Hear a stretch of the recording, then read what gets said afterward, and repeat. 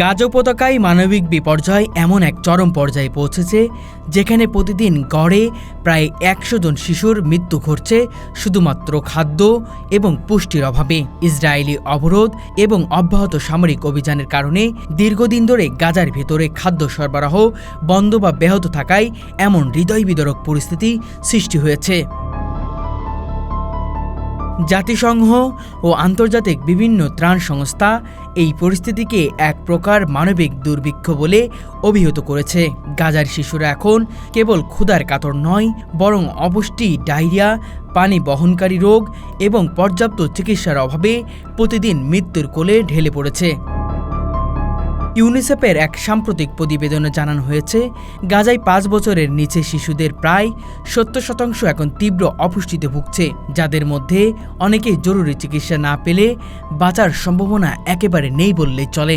সবচেয়ে ভয়াবহ তথ্য হলো, বহু শিশুর মৃত্যু হচ্ছে খাবার পাওয়ার আগেই, কারণ তাদের শরীর ইতিমধ্যে চরম দুর্বল হয়ে পড়েছে।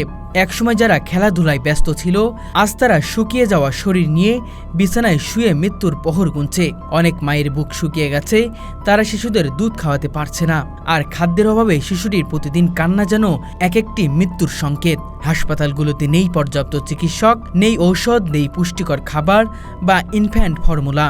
ফলে এদিকে যেমন শিশুদের মৃত্যুর সংখ্যা বাড়ছে, অন্যদিকে মানবাধিকার সংগঠনগুলো এই পরিস্থিতিকে গণহত্যার আলামত বলেও বিবেচনা করছে। জাতিসংঘ বহুবার যুদ্ধবিরতি ও অবরোধ তুলে নেওয়ার আহ্বান জানালেও বাস্তবে তেমন কোনো পরিবর্তন ঘটছে না। এরই মধ্যে বিশ্বের বিভিন্ন দেশ থেকে পাঠানো ত্রাণও সীমিত পরিমাণে গাজায় প্রবেশ করছে, তাও কখনো কখনো বোমা হামলার ঝুঁকিতে পড়ে নষ্ট হয়ে যাচ্ছে।